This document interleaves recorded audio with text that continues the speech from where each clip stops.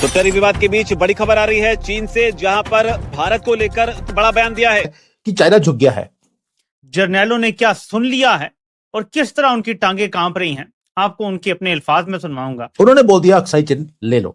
Shocking development है ये, और ये आज से नहीं हो रहा, जब से मोदी जी प्रधानमंत्री बने हैं तब से ये तीसरी या चौथी बार है मामला है। आपको क्या समझ आता है, क्योंकि बहुत से लोगों को लग रहा है कि ऐसा कुछ नहीं होगा जो क्या सराइयां जन्म ले रही हैं। असल हकाइक क्या है जो आपको वहां बैठ के दिखाई दे रहे हैं, हमसे जरा शेयर कीजिएगा। थोड़ा सा अपना वॉल्यूम को आज थोड़ा सा तेज कर लीजिए, क्योंकि जो मैं आज बताने वाला हूं उसपे पाकिस्तान का भी जिक्र है, चाइना क्या कर रहा है और मोदी जी का रिस्पॉन्स क्या है। अजीत डोभाल ऑलरेडी चाइना में बैठे हैं, यहां पर कुछ बातें हो रही हैं इसको लेकर।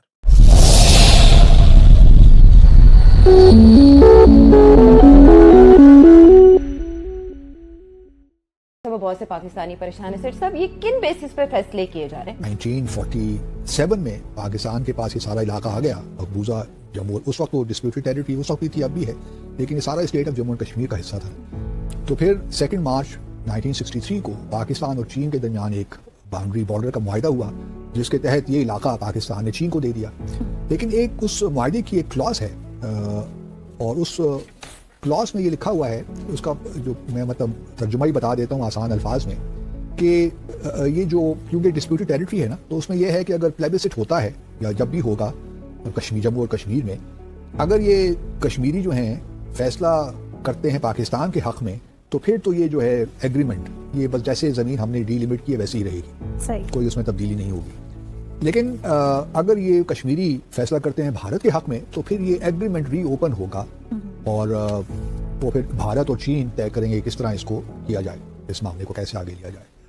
तो एक लिहाज से आप कह सकती हैं कि भारत ने जो एक रिएक्ट किया है, या अपना जो उसका रिएक्शन था, जो डेवलपमेंट, जो इंफ्रास्ट्रक्चर है, वो ये बात तो ठीक है किसी हद तक कि डिस्प्यूटेड टेरिटरी है ना। ट्रंप के इक्तदार में आने के बाद दुनिया के सफारती, तिजारती और जंगी ज़ाब्ते यकसर बदलते दिखाई दे रहे हैं। जो आलमी निज़ाम दहाइयों तक इत्तेहादियों, तिजारती माहिदों और मुश्तरका सिक्योरिटी मुफादात पर खड़ा था, अब वो ताकत, टैरिफ और दबाव की सियासत में तहलील होता हुआ नजर आ रहा है। और जो ये होने वाला है ये सब कुछ चेंज कर देगा, क्योंकि 62 ईयर्स हो गए या 63 ईयर्स हो गए। जब हम भी मैप देखते हैं तो देखते हैं कि हमारा 48,000 किलोमीटर का एरिया वो चाइना ने स्टील कर लिया था। They have stolen and occupied. लेकिन आज ड्रैगन थोड़ा सा लगता है कि ब्लिंक कर रहा है। रिपोर्ट्स आ रही हैं कि चाइना इज टॉकिंग कि आप अक्साई चिन ले लीजिए, and they want it peacefully.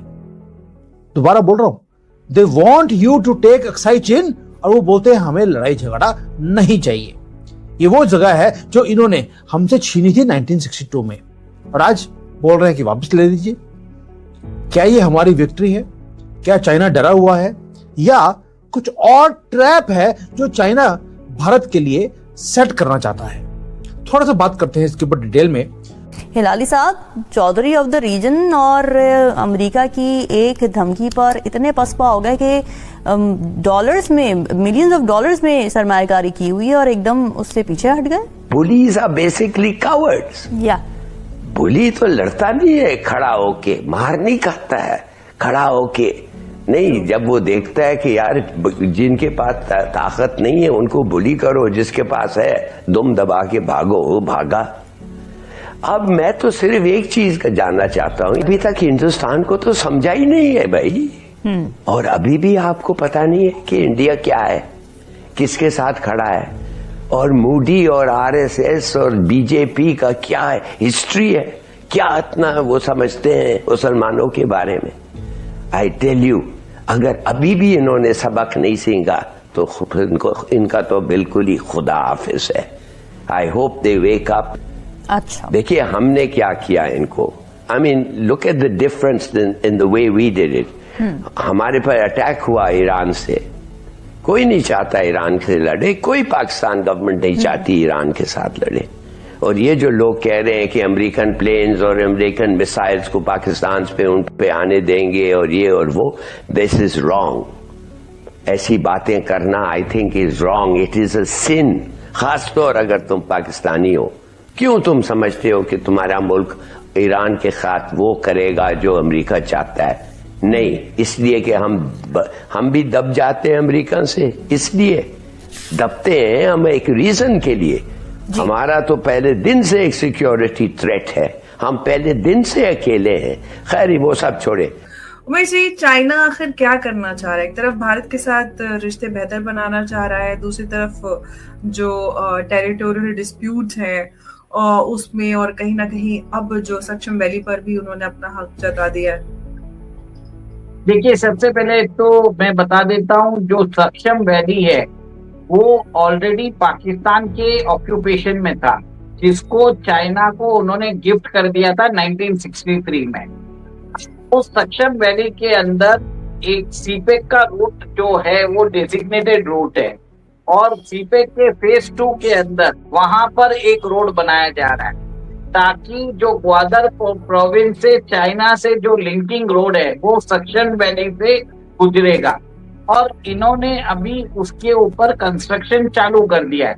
उसी मद्देनजर भारत के जो विदेश सचिव है रणधीर जायसवाल, उन्होंने बोला है कि Shaksgam valley is an integral part of India, और जो भी चाइना को ये जमीन गिफ्ट की है पाकिस्तान ने, इट इज इलीगल।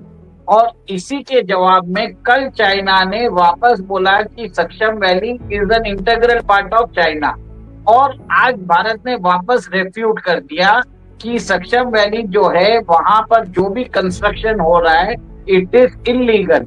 आप समझ लीजिए, 2 दिन में 2 बार कंटिन्यूसली इंडियन सरकार ने, इंडियन फॉरेन ऑफिस ने एक तरह से चाइना को काउंटर किया है ऑन द वर्ल्ड लेवल। और इसके अंदर कुछ बहुत बड़े खुलासे भी हैं कि वो चाहता क्यों है, why he is giving Aksai Chin, जबकि उसका रास्ता पाकिस्तान को कनेक्ट करता है अक्साई चिन, और ये ऊपर का सारा का एरिया सक्शम वैली का। आपने रिसेंटली सुना होगा कि सक्शम वैली के ऊपर भी अब भारत ने प्रॉब्लम क्रिएट करनी शुरू कर दी। जैसे ही हमने सक्शम वैली को टच किया, उन्होंने बोल दिया अक्साई चिन ले जाओ। ये हो क्यों रहा है? क्या पाकिस्तान और चीन की दोस्ती खतरे में है? चीन बहुत कुछ पाकिस्तान को बता रहा है। इसहाक डार चीन में क्यों पहुंचे हैं, ये वो खबरें हैं जिन पर कोई बात नहीं कर रहा, लेकिन हम बात करेंगे। 13 के बाद का ही हिसाब रख लीजिए कि जब पाकिस्तान के अंदर सीपेक आया तो 63 अरब डॉलर इसकी मालियत रखी गई, लेकिन अब बढ़कर कुछ माहिरीन के मुताबिक 80 अरब और कुछ रिपोर्ट्स के मुताबिक 90 अरब डॉलर तक इसकी मालियत जा चुकी है।